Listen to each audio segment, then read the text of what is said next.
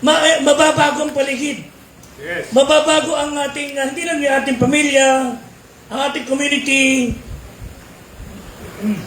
lahat ng tao, mababago. Pero of course, imposible sa ating panahon yan. Pero kailangan magsimula tayo ngayon pa lang. So what we desire, at desire na marami rin mga kabataan na mga gusto sa Panginoon, is mapanday kayo. Pandayin tayo ng Diyos sa kanyang lakad, kanyang aral, kanyang kalooban, para pagka wala kayo sa paningin ng mga pastor, wala kayo sa paningin ng mga magulang, alam namin may ginagawa kayong tama. Yes. Gusto niyo ba yung pag-uwi, alis kayo sa bahay ninyo? Lagi nakabantay yung mga nanay, tatay ninyo? Yung lahat na lang dinumero ko yung list ninyo? Sabi ko nung araw, bakit kaya palagi pinagagalitan ng nanay ng tatay ko? Nung ako'y high school. Actually, elementary, mag-high school. Nakakapundi kayo, miyat-miyat, binubunga ka. Miyat-miyat, pinapagalitan ka. Sino gusto ng ganun bagay? Ang hirap nun. Nakakairita yun. Sabi ko, anong dahilan? So, nung malaman ko, binago ko. Kasi gusto malaya ako eh. Gusto ko meron akong sariling diskarte. Pero hindi pwedeng masunod ako. Kailangan meron akong guide. Kasi given a chance tayo mga tao, para kang pitbull na nakakawala, nanakmal ka naman, nanakmal. So again, what we desire is sa edad nyo yan, as young as you are, kami as old as we are, dapat pare-pares tayo matatalas. Amen? Amen? Matalas tayo sa bagay ng Panginoon. Kung meron tayong dapat kapurulan, yung bagay ng kaaway. 2026 na. May mga tao nagkaroon ng New Year's resolution at December 31. Hindi na ako maninigilyo sa 2026. Magpapaputok. Hanap siya ng pansindi. Kinuha yung sigarilyo. Hindi pa natutupad. Sinira na niya pangako niya. So ngayong umaga, medyo I'm going to be more instructive and using your Bible. Tingnan natin ngayon yung kaibahan ng committed and surrendered. Pangkaraniwan ginagamit yan, mag-commit ka sa Panginoon, sumuko ka sa Panginoon. But this time, you will learn the difference. Kaya bubuksan nun yung Bible ninyo. Sa Exodus 21. Pakibuksan yung mga Bible. At sa aming church, kasama ko nagbabasa ang mga tao sa church. Although may screen kami ron, pero dito may mga Bible naman kayong dala, magbasa tayo. Amen? Okay, 21, Exodus. Basahin natin ang mga talata mula 1 hanggang mula verse 2 hanggang verse 6. Okay? When you find it, sabihin nyo, Amen. Okay, so, lakasan natin na. Exodus 21, verse 2. Begin. Okay, louder. Verse 3.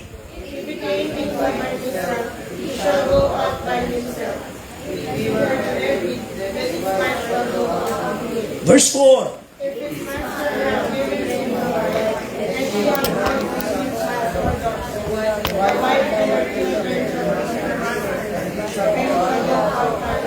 Verse 5.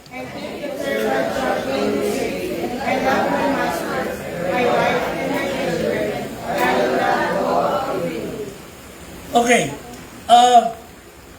Again, tandaan niyo salitang committed and surrendered.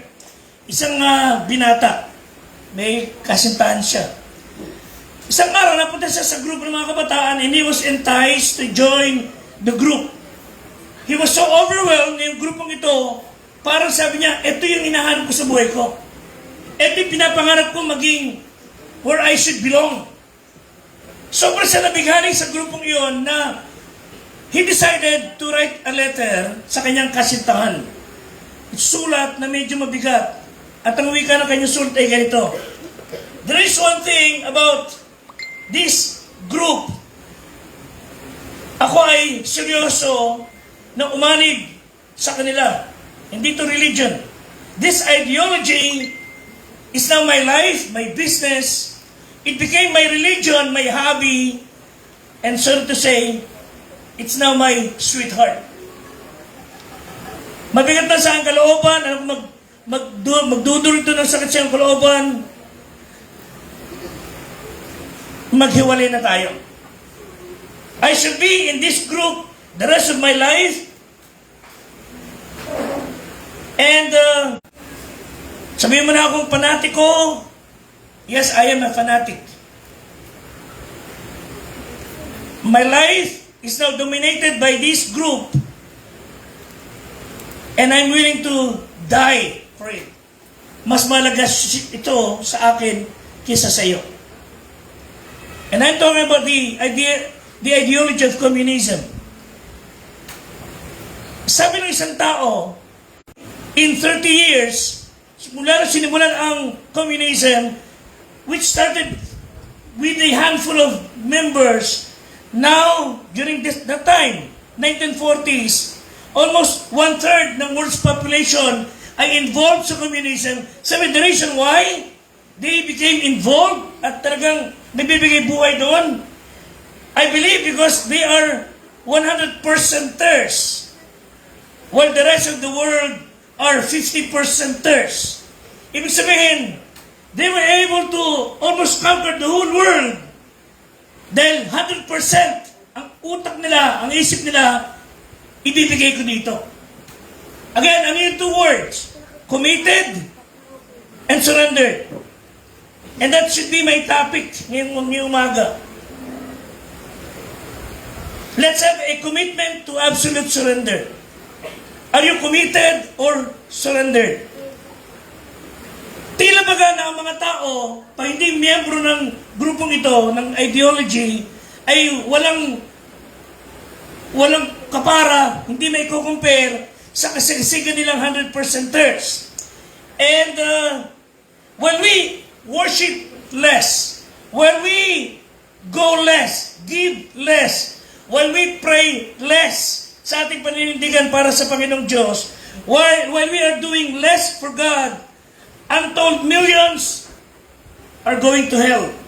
Pagka hindi tayo naging 100%ers, tulad nila, marami tayong mga kaibigan, mahal sa buhay, at baka ilan dito ay mapunta sa impyerno. Kasi hindi pa tunay na Kristiyano. So, what's going to take us para tayo maging tunay na 100%ers? Anong kailangan natin gawin para tayo mga Kristiyano sa maliit na bilang na ito ay maging o makipagsabayan, tumalas para sa Panginoon? It's either you are committed or surrendered. Now, Exodus 21. Etong batas ito, during this time, ay importanteng kailangan mapag-usapan natin, maintindihan ninyo, and it's a law about a person, someone who had fallen on hard times. Yung tao na nagsikap sa buhay, kahit na nagsikap niya sa buhay, nalugi ang negosyo, nawalan ng kabuhayan, naibenta ng ari-arian. So in short, nagkaroon ng karamdaman, namatay ng ang mahal sa buhay, na aksidente siguro. So lahat ng mga kabuhayan meron siya, totally lost. So what he decided was to go to somebody para makarecover. Okay, so kunin niya idea. Hirap na hirap ng tao ito, para maka-recover sa buhay niya, pinuntahan niya si Juan para pahiramin siya ng pera. Okay? So may mga ganun tao. Pero masakit nun, yung utang niyang iyon ay dapat bayaran. Hindi pwedeng pag nalugi ka, mag-declare ka ng bankruptcy, hindi pwedeng nangutang na ako, magbabayad pa ako. Nangyayari dito pero pag sabi ng iba naman, wala naman nakukulong sa utang. O wala nakukulong sa utang. Pero may nakukulong sa, may tawag na yung panluloko. Estafa. Pwede kang kasuhan ng estafa. Nakukulong ka rin. Pero ito, pag hindi ka nagbayad ng utang mo, may paglalagyan ka. And they were not allowed na sabihin, saan ka na ako magbabayad? So hindi mo pwedeng ignore yung naging utang mo.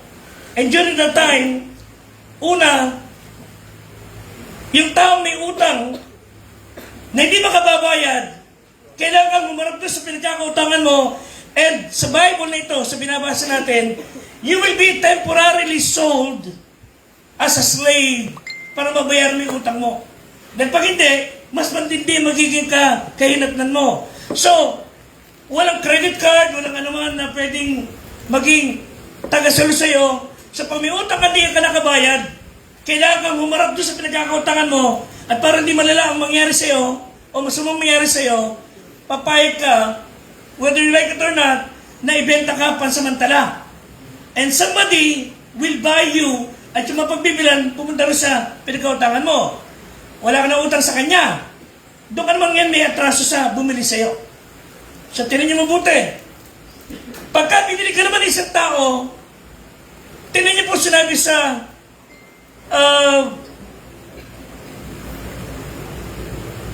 Leviticus 25, sa inyo Bible, verse 39 hanggang 40. So, may utang ka, hindi ka nakabayad, binenta ka pasamantala para mabayaran utang sa kanya, ikaw, may pananagutan ka doon sa bumili sa'yo. Basahin natin. Leviticus 25, verse 39. Okay, begin. Okay, begin, mga kapatid. Okay, Leviticus. Okay, ready, begin.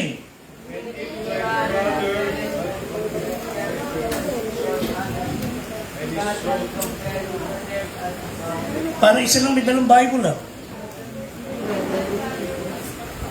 Okay, ulit. Leviticus 25:39. Wala tayong no? Wala tayong class pala ito. May papakita lang kasi ako sa inyo. Importante ito. Okay. Okay, begin. Leviticus 25, verse 39 to 40.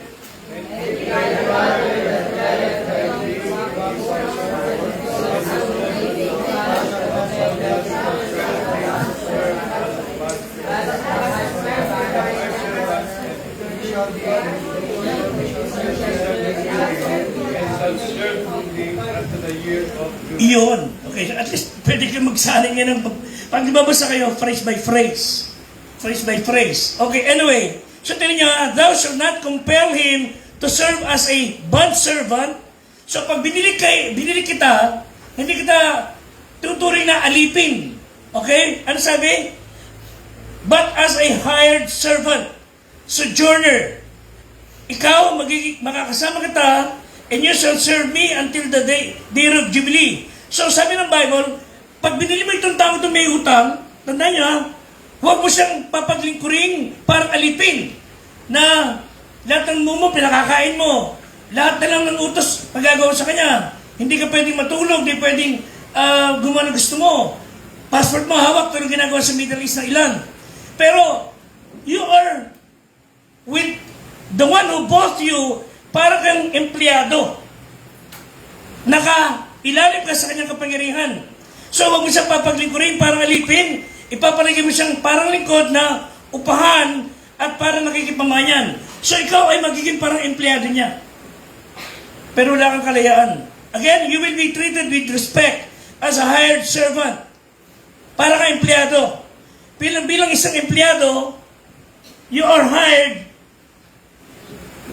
temporarily, sabi rito, until 6 years. Ito po sa Exodus 21, verse 2. If thou buy an Hebrew servant, 6 years he shall serve thee, and on the 7th, he shall go out free for nothing. So, pag binili ka, maglilingkod ka doon sa taong bumili sa'yo for 6 years. Sa ikapitong taon, malaya ka na. Okay, again, na in 2 words. Committed, surrendered. Committed and surrendered. Okay, unang bagay, the choice.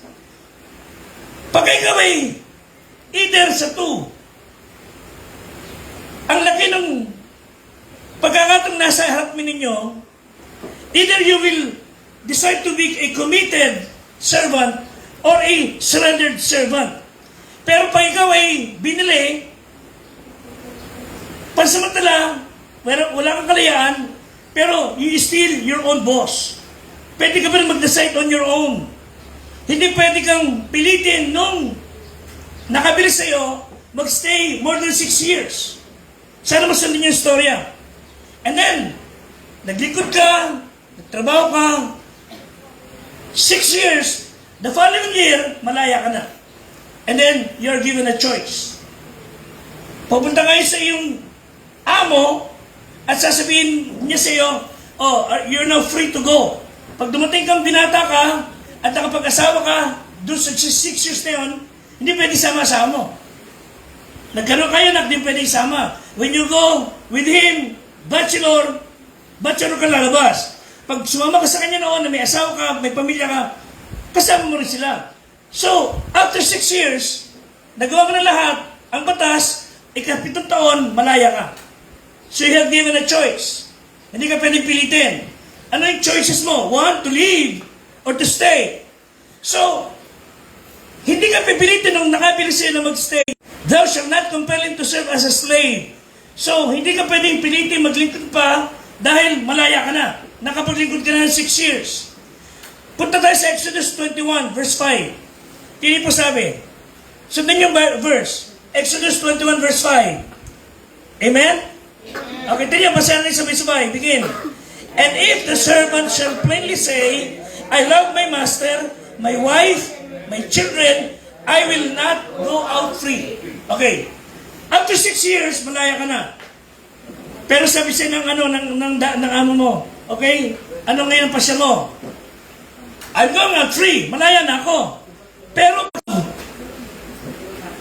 my master, tingnan sa verse 5, I love my wife, I love my children, I will not go out free.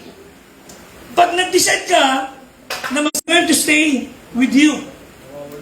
Okay lang ba niyo? So, the choice to leave or to stay, kailangan ipahayag mo yun. Okay, magtataka kayo mga kapatid, bakit ang tao naghihikaw? Unahan ko na kayo. Ang tao, nung araw, pag hinikawan, tanda na ikaw ay alipin, slave. Ngayon, nagiging fad, uso. Pero, this is going to be a public and plain and permanent.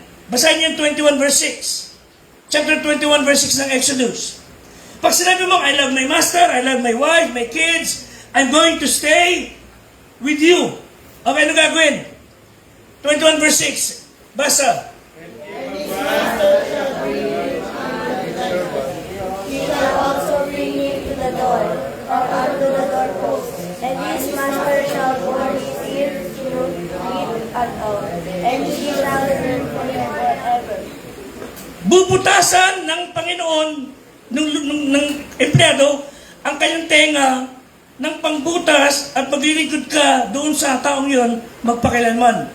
Mga kapatid, pagka kayo nagpabutas sa tenga, kayo naging naghikaw, you are telling everybody, lalo sa mga biblical scholars, I'm a slave. O, di pwede sabihin, alipin ako ni Kristo eh. That was the day, during the time ng Old Testament. Pero sa ngayon, hindi na po pwede yun. Lalo sa lalaki.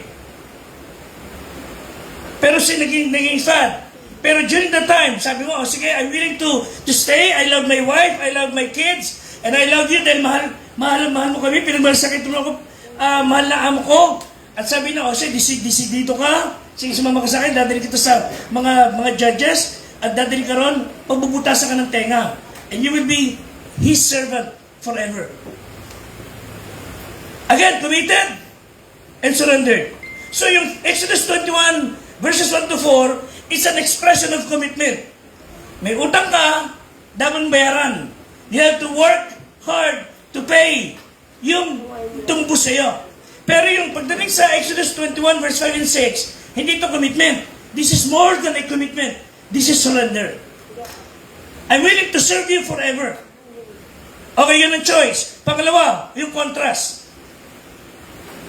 Yung pagkakaiba ng committed at surrendered.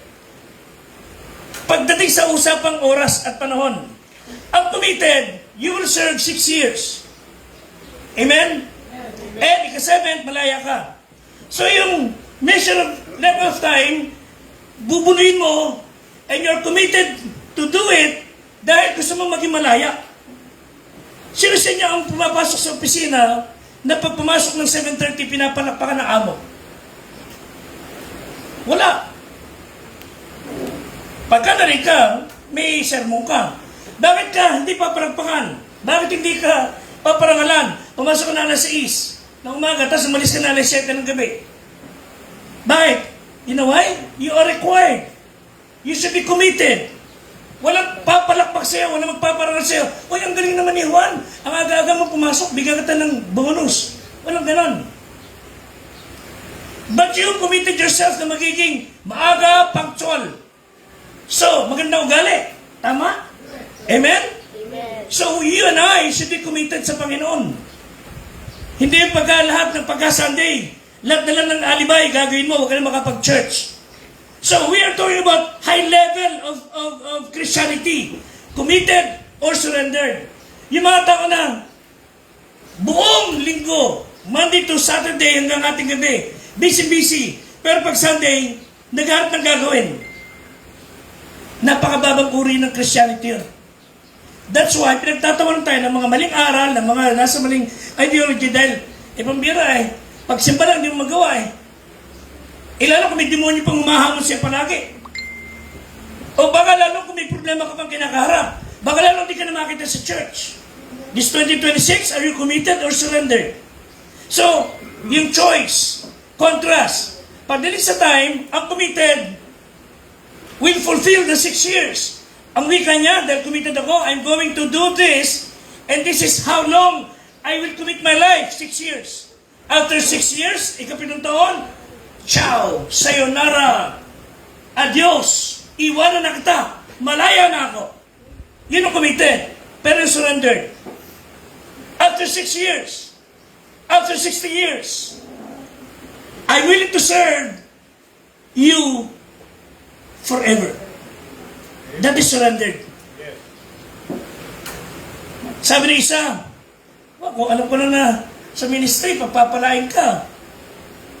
Kakaroon ka sa sasakyan, kakaroon ka ng property. Kung alam ko lang, sana sunod na ako nung pa.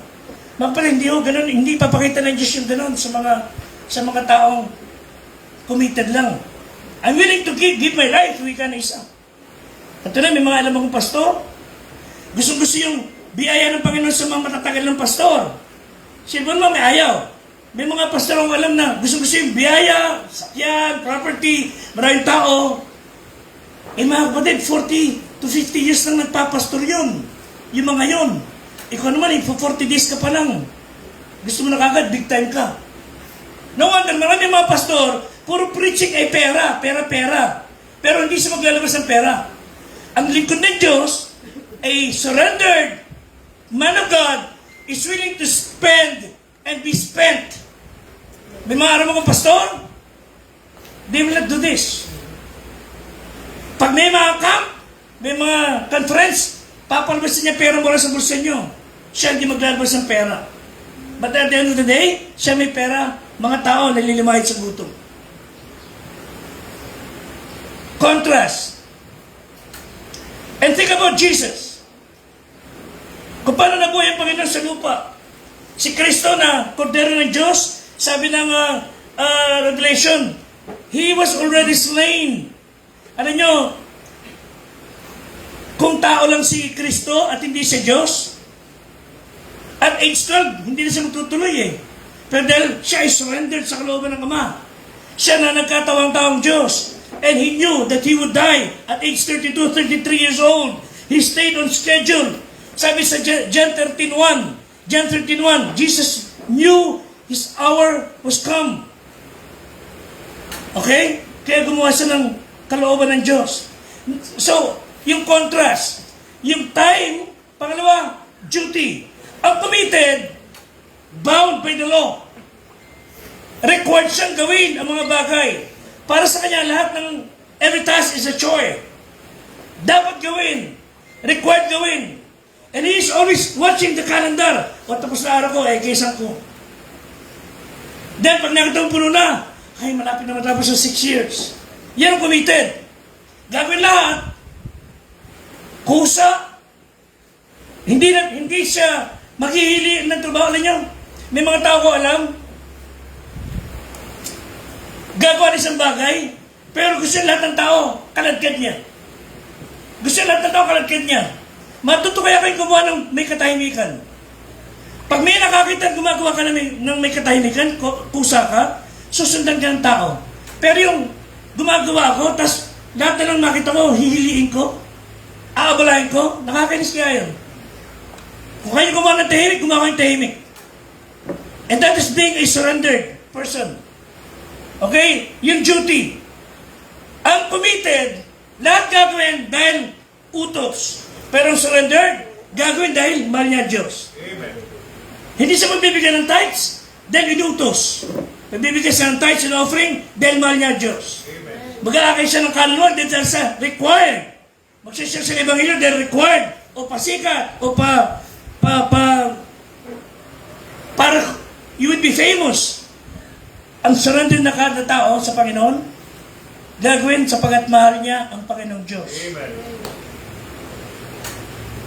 So, yan yung contrast. Ano pa? Hindi lang sa duty, sa type nila. Sa relationship, ang committed, they will serve the master well. Pero siya pa rin naman susunod. After 6 years, okay na. Bahala ka na sa iyong buhay. Salamat sa iyo, mahal na Panginoon ko sa lupa. Pero, alaala na lang pagsasalo natin. Pero, bahala ka na sa buhay mo. Tapos na ako. Pero ang taong surrendered, ito sabi niya sa verse 5. I love my master, I love my wife, I love my kids, I love them more than my freedom.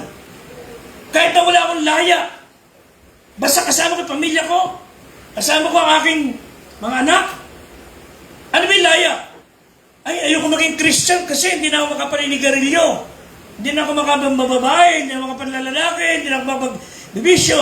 Alam niyo ba yung mga kalayaan? Hindi ako. Whenever you do vices, whenever you do wrong things, you are not free.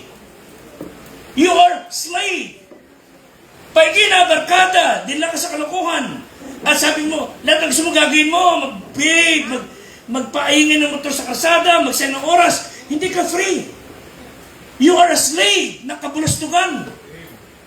Pag inaya ka ng kaibigan mo at pagtatawa ng kanila, akala sila magaling at kayo ay mga parang atrasadong isipan no. You are free. Ang isang tunay na Kristiyano, surrender sa Panginoon, free to do good. Amen? Amen. Free to speak up what is the truth. Hindi siya controlled ng kaaway ng diablo.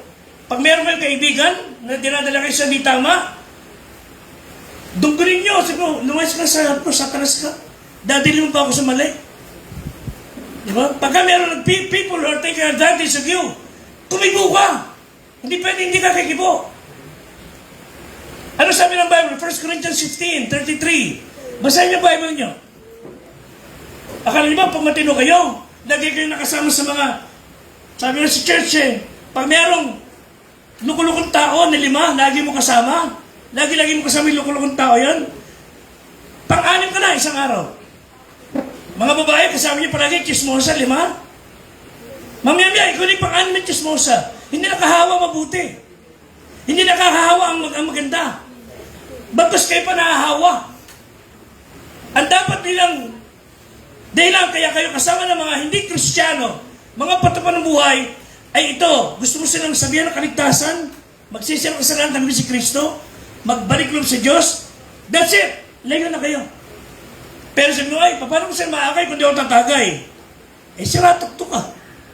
Ay, pagka ako hindi humalo sa kanila sa barkada namin, hindi ko sila makukumbisi. Yung bang aatin ako sa inyo, pag umating sa amin, sasabihin ng kaibigan mo, o sige, sasama kami sa church ninyo. Sama ka muna sa amin. Pagka ganun ng bargaining, you're not committed. You're not even surrendered. Sabi sa kanila, alam ko mali yung parang tayo, ba't sasama ba ako sa inyo? Kaya nga po siya samahan para kayo isama sa katiwiran. So, when it comes to relationship, sabi niya, I am in love with my family, with my kids, with my master. Hindi malaga sa akin yung kalayaan ko. Okay? Commitment is contractual, kung tutusin. Committed ka ron, then may utang ka. But surrender is relational. It's because of love. And some people commit doing things para sa Panginoon. Then pagka may problema, ayaw na. Naglilingkod sa Panginoon, then malaya. Walang problema. Pagka nagkaroon ng suliranin, ayaw na. Mga kapatid, ang tunay na surrender sa Panginoon kahit ano mangyari. Amen? Kahit ano mangyari, andun siya. So the master has given this man his family. Okay? Binigyan siya ng choice. Ano pa? Hindi lamang duty, relationship, time, yung control. Ito yung committed. Ang committed, siya pa rin masusunod. He's still in charge of his own life. Pero, mabigat ang kalooban niya pagka inutos siya na labang sa kanyang kagustuhan. Siya pa rin niya nabubuhay sa me, myself, and I. Committed ako sa Diyos, ako pa rin masusunod. Pero ang surrendered, ito. When he says, I love my master, it means, dahil hindi na siya on his own, siya pag-ari na ng kanyang Panginoon, yung surrendered now recognizes someone else is the master. Ang committed, ako pa rin masusunod. Pero ang taong surrendered, it's not me, but Christ living in me. Galatians 2:20. So yung utos ng master ay hindi na magiging mabigat. Magana sa kanya. Bakit? Mahal niya nag-utos sa kanya eh. There's no life so free as the free under the master's desire. Ito pa yung provision. Tinan niyo ha? Yung committed for 6 years para sa empleyado. Of course, pinakakain siya ng kanyang amo. Pero, pag siya ay nakatapos na ng 6 years, tinan po sinabi sa Deuteronomy 15:14. Tinan niyo, after 6 years, okay, ka-7th year, o malaya ka na. Ano sabi ng batas? Deuteronomy 15:14. Amen? So, tignan niyo sabi ng Bible. So, malaya ka na, sa huling bahagi, iyo siyang papagbabaunin ng may kasaganaan. Okay? So, sa batas, after 6 years, okay, malaya ka na, Juan, you can go. Pero bago ka umalis, bibigyan ka ng baon. Tama? Mali? Tama. Tama lang yan. O may dumating sa inyo, naglingkod, pabaunan mo. Pero tinan niyo, that's only one-time gift. Hindi pang habang buhay. Pansamantala.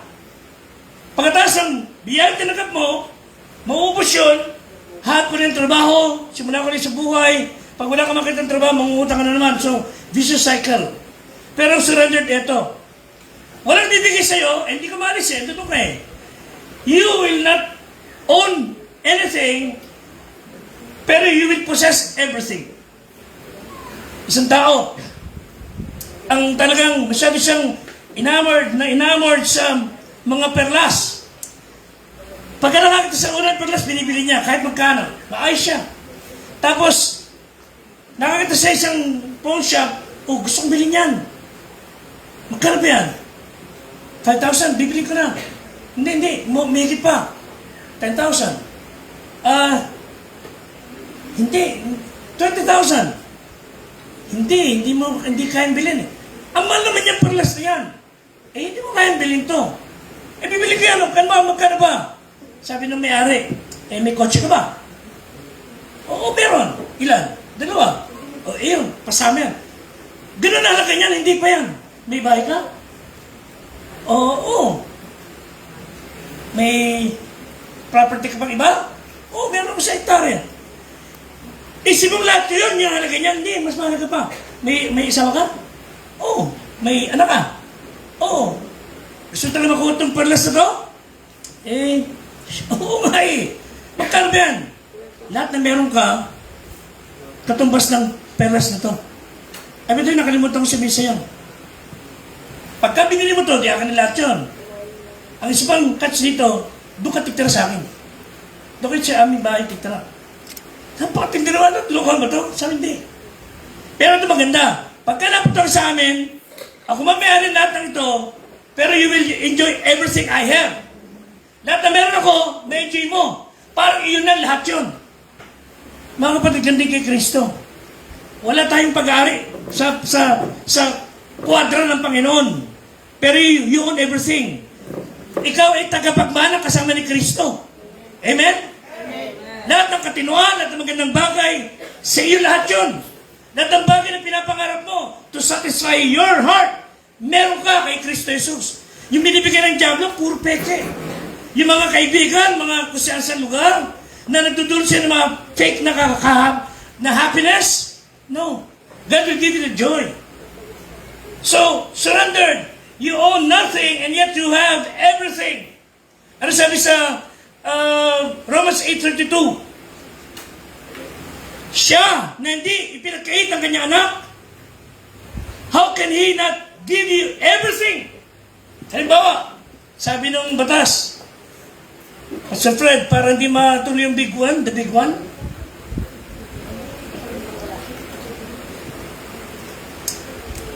kailangan ibigay mo sa amin yung anak mo. Sino si Cynthia? Hindi. Yung bunso. Hindi pwede yun. Matutuloy big one. Di ba pwede si Pedro Castillo na lang? Bumog pa kalbong buhay yan. Hindi. Gusto ko to.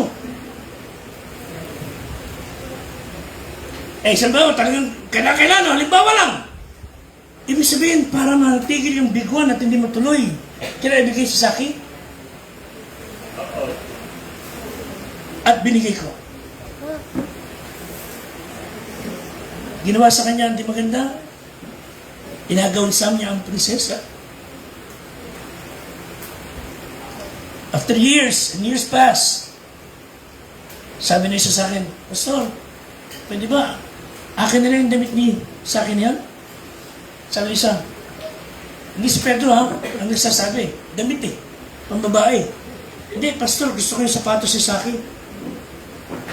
May mga tao, hindi bibigay yun. Remembrance ito na lang ang sentimental value eh.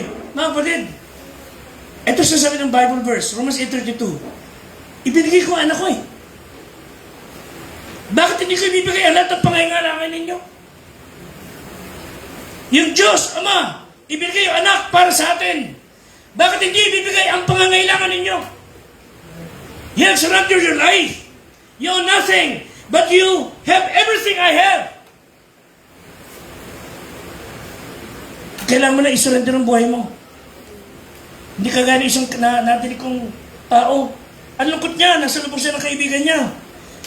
O, ba't nasamba ka na pagmumukha mo?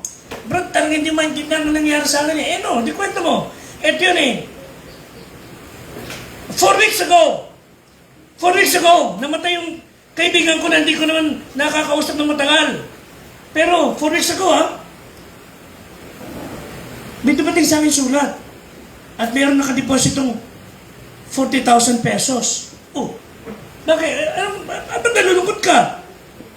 Hindi mo naintindihan talaga eh. Di na ko yung 40,000. Oo. Bigyan siya ng share sa anumang dahilan. Okay, 4 weeks ago. So ngayon, 3 weeks ago, kapag lang, may akong uncle na matay. Napakakuripot nung araw. Pero, tantang ako, nabigay sa akin ng 50,000 pesos. Di maganda? May pera ka? Parang hindi mo talaga naintindihan siya sabi ko eh. Ba't malungkot ka pa rin? 2 weeks ago, namatay tita ko. Nagbigay ng 100,000. Ano ngayon? Naku, lahat. Parang ba't malungkot ka ba, Pedro? Ha? Ba't malungkot mo pa rin? Brad, nakakadalawang linggo na eh. Wala pang dumadating eh. Tawag sa amin no, sa kanto, ganid. Wala kang kasiyahan. Diba? Binigyan ka na ng Diyos ng kaligtasan. Binigyan na ng bagong buhay. Pinapatinon ng Diyos ang buhay mo. Tapos para kang aso, nakatangot sa diablo para pasayin ang puso mo. Hindi ka masyado kang ganid. Binigyan ka ng Diyos ng mating direksyon. Nagpapamit kang lumihis. Tumungo sa bagay na hindi nakakaliwa natin sa Diyos. Tapos pag napama ka, sinisisi mo Diyos. Bisa pati Diablo na namumula sa kahiyan eh. Kasi si Diablo eh, pinahamak ako eh. Sabi ng Diablo, mali ko sa'yo.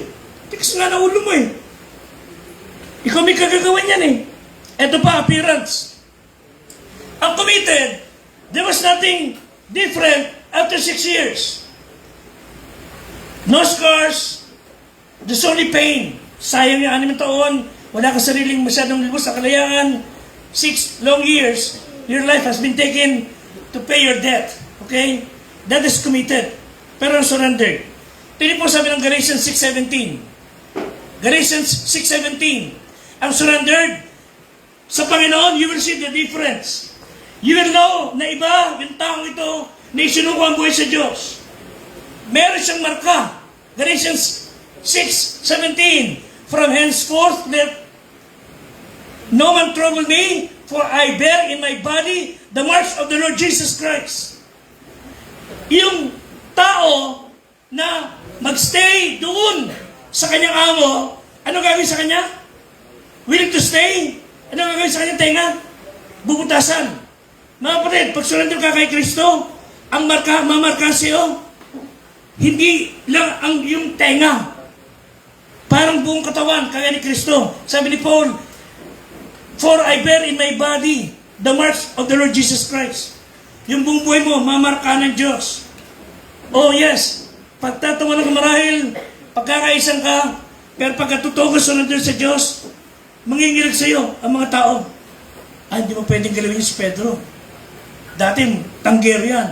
Ngayon, iba mo yan. Wala kang mapapala dyan. Walang kabuhay-buhay dyan kay Pedro. Puro Diyos yan. Puro sa Diyos yan. Puro sa Jesus yan. Puro kaligtasin yan. And then finally, the connection. The choices, the contrast, the connection. There's something meron dito sa ating pinag-uusapan bago ko magtapos. Buksan niyo po ang awit 40, verse 6. Hain at handog ay hindi ko kinalulugdan, ang aking pakinig ay iyong buksan. And this is pointing back to Exodus 21, kung saan yung reference ng 40 verse 6 and Hebrews 10:5 tells us na si Kristo ang nangungusap. In short, ito yan. God gave Jesus His body sa magitan ng miraculous birth through Mary and for the purpose of giving us His body. Ang nilalakahan po mga kapatid, ang ipinako, ang tinusok, ang pinahirapan, ang niluray, hindi po tenga lang. Kay Kristo, buong katawan niya. He gave His all para sa iyo. Ang kamatay ni Kristo, ang nagbigay sa atin ng laya. Siya, nasabi ng Bible sa Isaiah 42 verse 1, siya yung ultimate servant natin bilang tagapagligtas. Hindi niya ginawa yung minimum. Hindi niya ginawa yung required. May isang talata sa Bible. Pag ikaw ay gumawa lang na ipinagagawa sa iyo, you are a very unprofitable servant. Ano ba sabi sa'yo ng nanay mo? Oh, tapos mo basura. Ralph, opo. Iba naman bago utusan eh. Nagigipanik eh. Pedro, tama mo basura. Ba't ako? Ba't ako? Nagipaniki ka. Ba't ka eh? Lahat. So, tinapon yung basura. Kakita-kita ng nanay sa labas. Nagkaroon ng basura sa labas. Ralph, ano ginawa mo? Tinapon ko basura. Saan tinapon? Sa labas. Inaksa ka na. Di ba ngayon maugali natin pagkataas candy, tapon nyo? Hindi nga ito eh. Kung umiyo kayo ng mga, ano tawag dyan, mga nakatamis, pagkataas nyo, tapon nyo. O yung mga milk tea, kumain ka na anumang bagay, pagkataas kumain, tapon. Ang surrendered, pagkataas kumain, lagay sa bulsa. Amen? Kaya nasabi, clay go, clean as you go. Mamaya, linisin natin to. Yung ano yun sa kwarto sa lalaki? Mula nung dumating tayo, mula nung gabi, hanggang kagabi, andun tuwalya, nakatambak. Parang as na humunos, nagunos nagpalit ng balat. Mamaya pupunta kayo yung CR dyan. Pag may nakita pa akong andun tuwalya, tatapong sa basuran. Matuto kayo, pagka gumamit kayo ng gamit, ibalik nyo sa pinaglagay nyo. Kinuha nyo, balik nyo. Pag hindi tama, huwag nyo gawin. Yan ang surrendered life. Sabi ni Isa sa prayer niya, Lord, we come before you today para humingi ng kapatawaran sa iyo at humingi ng direksyon at gabay. Alam namin na iyong salita sa aming panahon. Binibigyan ng reward yung mga katamaran at ang tawag doon ay welfare. Sa Amerika ganoon eh. Yung mga walang trabaho, binibigyan ng gobyerno ng ticket para may pagkain.